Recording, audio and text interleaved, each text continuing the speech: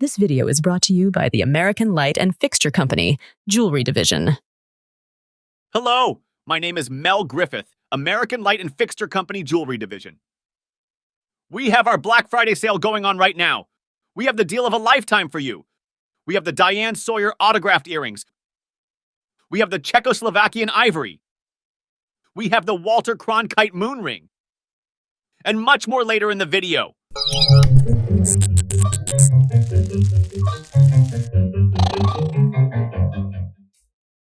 Welcome back, film bugs, to another exciting journey into the world of film and entertainment. I'm your host, Lila Filmington. Today, we're delving into the comedic masterpiece, Planes, Trains, and Automobiles, to uncover its 10 funniest moments. But before you cozy up to your classic Christmas favorites like Scrooged, It's a Wonderful Life, A Christmas Story, Home Alone, and perhaps even Die Hard, you need to watch these get home for Thanksgiving first. But before we start, a quick background about the movie, and since this is a top 10 video, there are major spoilers. Planes, Trains, and Automobiles is a 1987 American comedy film, a departure from John Hughes' usual teen-oriented work. Written, produced, and directed by Hughes, it stars Steve Martin and John Candy in the leading roles, with notable supporting performances by Layla Robbins and Michael McKean. The story follows Neil, played by Martin, a high-strung marketing executive, and Dell, played by Candy, a well-intentioned yet exasperating shower curtain ring salesman. Their paths intertwine when their flight is diverted, setting them on a 3-day calamity-filled odyssey to reach Chicago in time for Neil's Thanksgiving Day dinner with his family. This film garnered widespread critical acclaim, not only for Hughes' shift in genre, but also for the outstanding performances by Candy and Martin. It has etched itself into the hearts of many, becoming a cherished Thanksgiving Day tradition for countless viewers. Let's start with our runner-up. We've got a plethora of hilarious scenes to choose from, but chose this memorable one. It's the moment when Neil finally settles in at the airport gate and realizes that the person who swiped his cab is none other than Dell. As the camera pans to Dell, he's engrossed in a book titled The Canadian Mounted.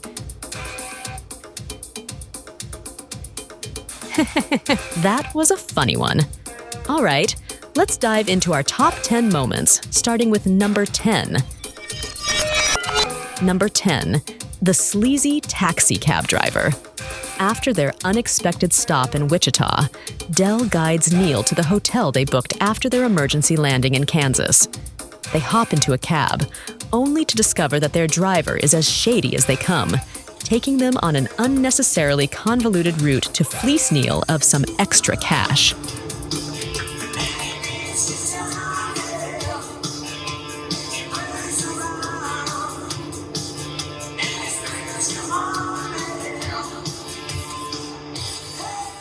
Where the hell is the motel? Is it much farther? Not much.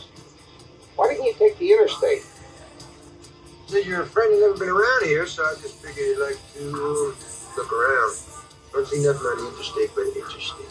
The middle of the night. Number 9. The indecisive director. Part of the reason Neil misses his flight is the excruciatingly long review by their director, Mr. Bryant, on the poster ads they produced.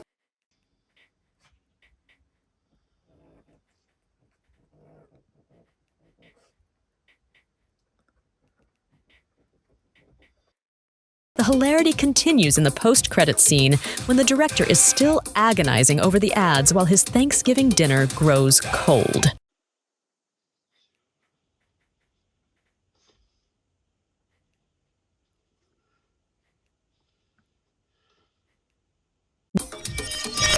Number 8. Dell's hotel room offer. After Dell accidentally sets their car on fire and they lose all their credit cards, they somehow manage to find a hotel for the night. Neil secures a room for $17 and his prized watch, while Dell is left to negotiate his own deal. The concierge's deadpan response, "Hi, would you like a room?" When Del mentions that he also doesn't have the 4250, the concierge replies with, "Do you also have $17 and a good watch?" Which he then responds, No, I don't. I have $2 and a Casio.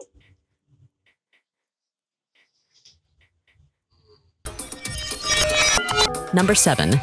Del selling curtain rings. Del's sales skills take center stage in this scene, a masterclass in humor and charm. This is your Diane Sawyer autographed earring. This is Czechoslovakian ivory. This is your Walter Cronkite moon ring. They are filled with helium, so they're very light. This is an autographed Darryl Strawberry earring. Number 6. Meet Owen. Following an uncomfortable night sharing a bed, Neil and Del have to catch a ride to the train station with Gus's son, Owen, portrayed by Dylan Baker. Leave it be.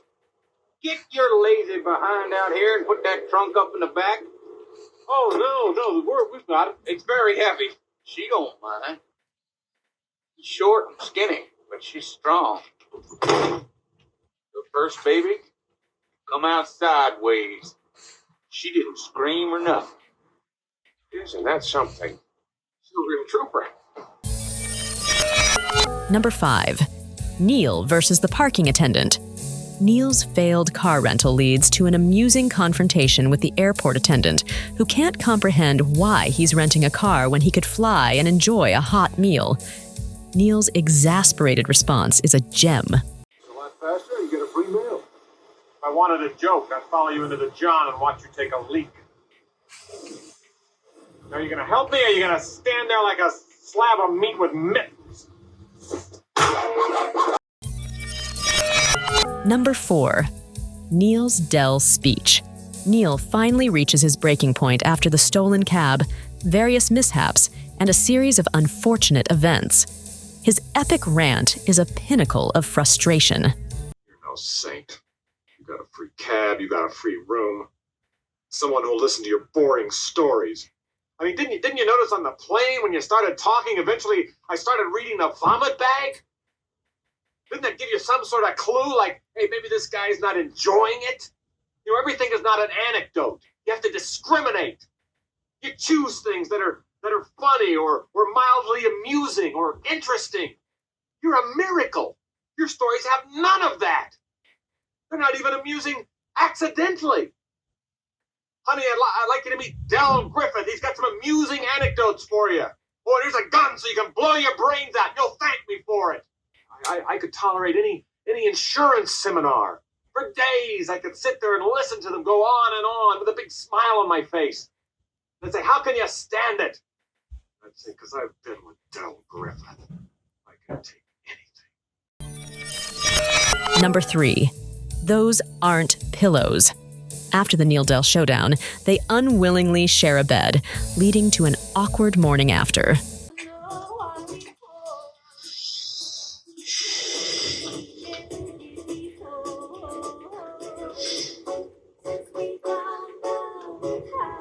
Del. Why did you kiss my ear?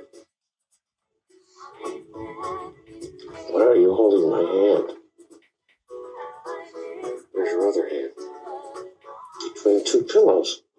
Those aren't pillows.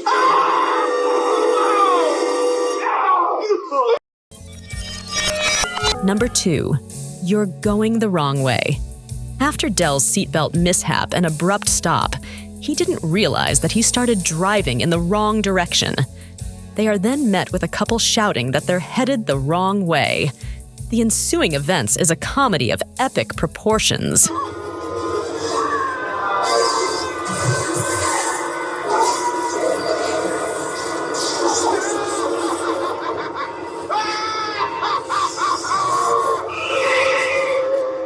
But before we unveil the number 1 funniest moment, here's a little movie trivia tidbit for you. Del's black eye. Ever wondered how Del got that black eye? As it happens, as Del mentioned, the truck driver has a strong aversion to passengers sitting up front with him, a lesson Del learned the hard way. Tell you I was going to get you home? I don't care, just so the heater's working. Oh, the driver's a little freaky about people riding up in his cab.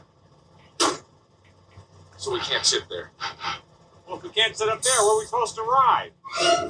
Now, for the moment you've been waiting for. Number 1. Mess around. When it's Del's turn to drive, Ray Charles's Mess Around starts playing on the radio, and Del lets loose like no one else. When I say stop, don't you move a peg. When I say go, just shake your leg and do the mess around. Do the mess around. It's even complete with some air trumpets and piano solos. Now let me have it there, boy.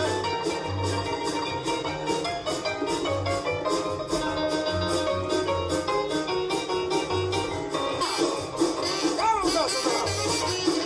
mess around. Now this. And there you have it, folks. The top 10 funniest moments in the movie: planes, trains, and automobiles. We hope you enjoyed revisiting these hilarious scenes. All the clips used in this video are for review and critique purposes only. Kindly show your appreciation for the film's artist and creators by purchasing, renting, or streaming the movie. Don't forget to like, comment, subscribe, and ring that notification bell for future videos. Thank you for your continued support. But before we say our goodbyes, here's a little piece of trivia for you. Planes, Trains, and Automobiles became an R-rated movie because of a single scene. What's that scene? Please write it down in the comments section.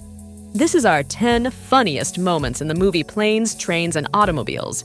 If you have your own list or just favorite funny moments, write them down in the comments below. We would love to hear from you. Thank you again for joining us in this video. Stay connected, film bugs, and until next time, this is Lila signing off. This video is brought to you by the American Light and Fixture Company, Jewelry Division. Hello again. This is Mel Griffith, American Light and Fixture Company Jewelry Division. We have our Black Friday sale going on right now. We have the deal of a lifetime for you. We have the Diane Sawyer autographed earrings. We have the Czechoslovakian ivory. We have the Walter Cronkite moon ring. We also have these ultra-light weight earrings. They're full of helium, so they're very light. We have the Daryl Strawberry autographed earring. We have the Qin Dynasty earrings. These are very special earrings. These are originally handcrafted for the Grand Wizard of China in the 4th century. Of course, these aren't the originals, but they replicas. They are very good replicas. So call now, before you miss a deal of a lifetime. Hey, when I say go, just shake your leg.